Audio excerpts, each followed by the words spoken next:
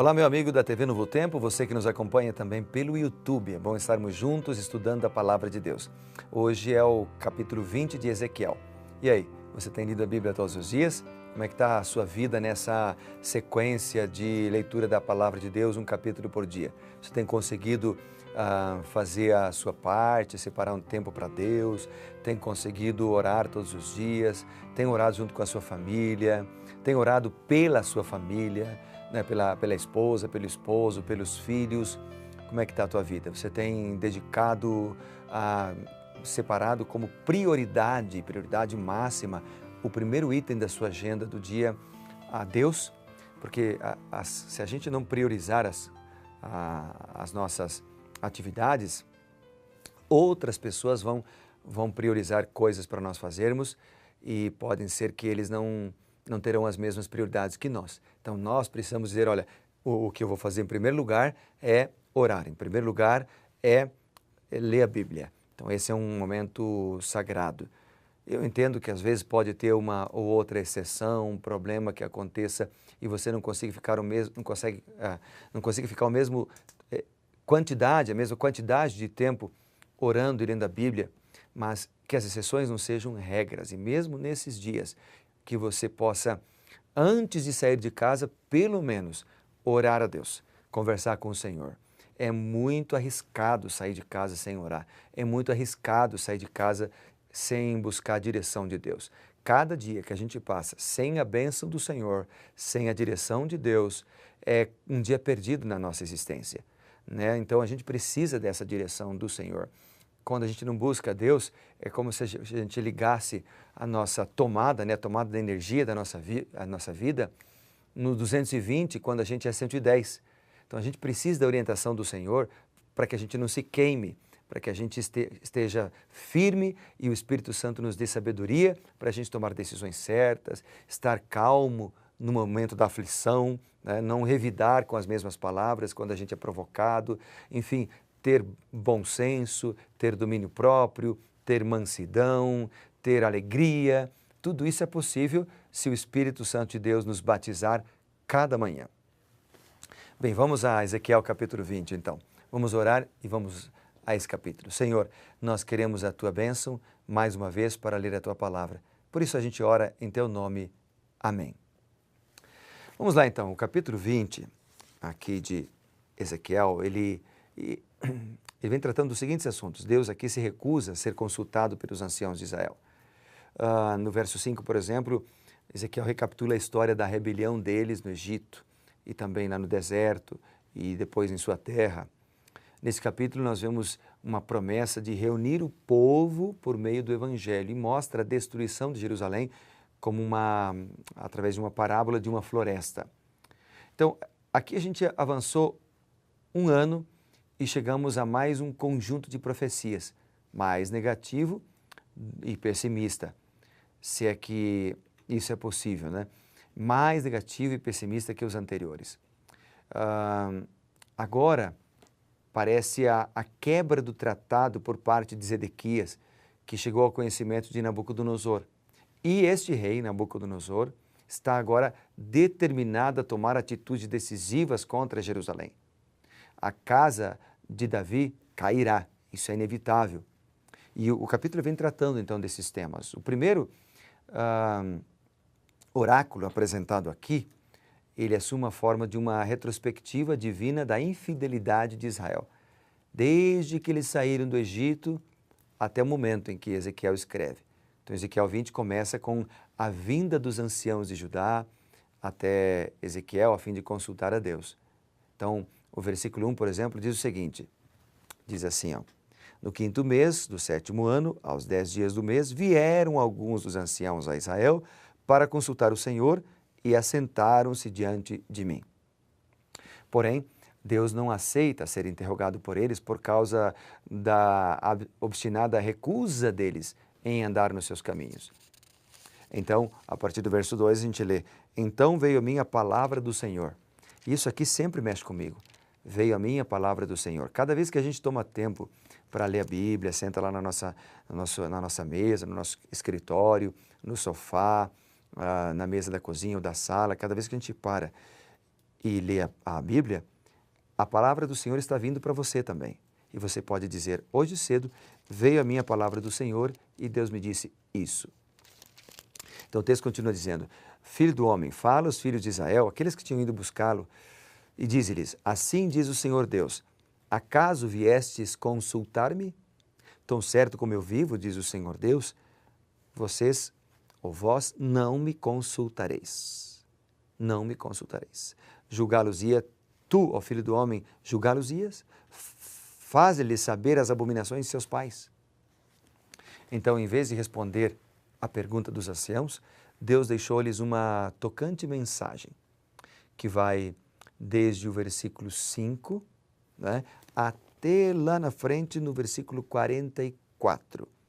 Quando no versículo 44 ele diz, sabeis que eu sou o Senhor, quando eu proceder para convosco por amor do meu nome, não segundo os vossos maus caminhos, nem segundo os vossos feitos, os feitos corruptos, né?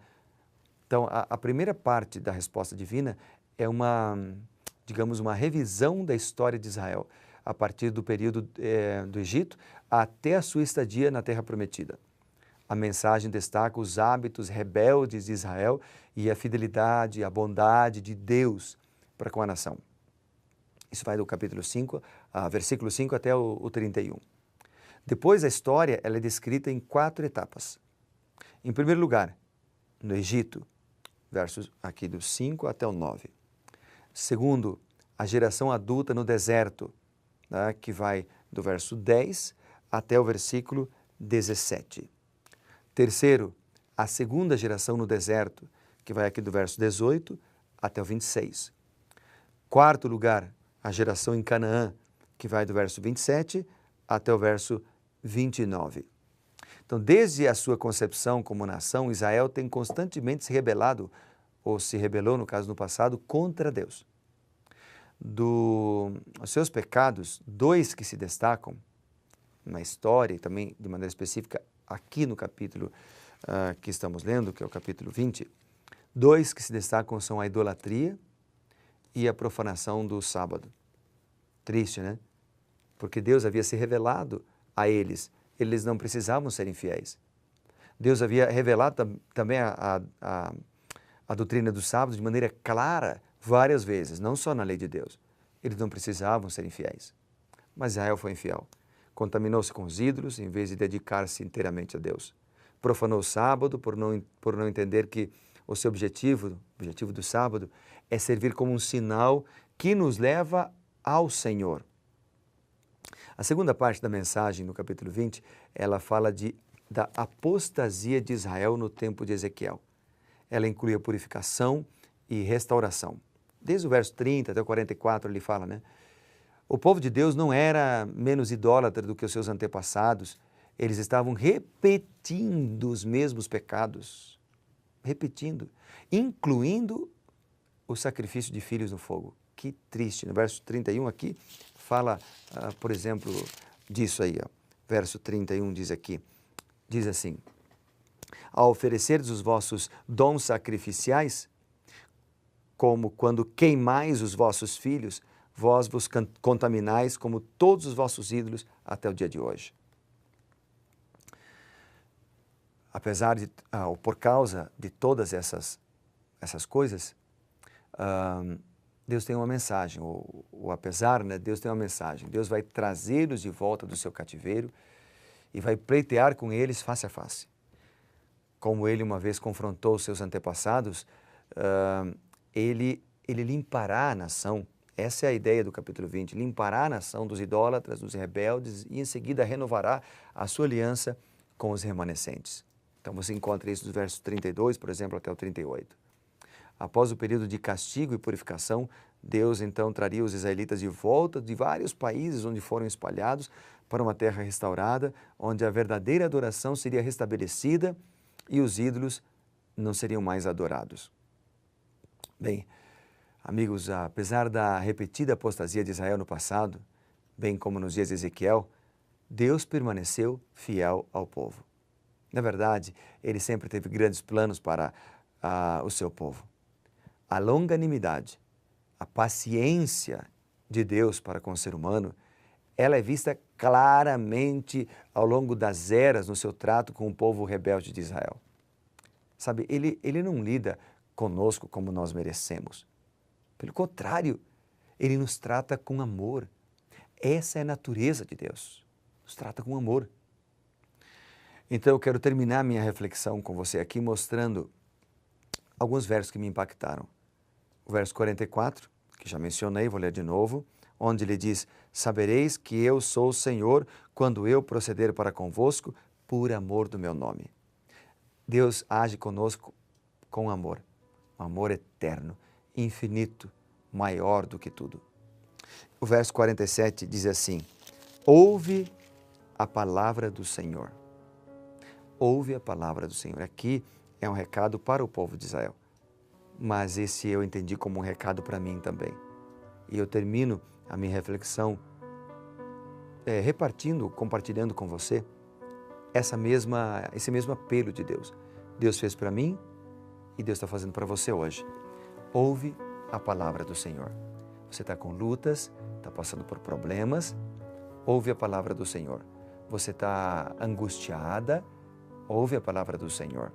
Você está precisando de sabedoria, ouve a palavra do Senhor. Você está sem saber o que fazer devido a um problema no seu casamento, ouve a palavra do Senhor. Deus está contigo, Deus pode te ajudar e te dar sabedoria.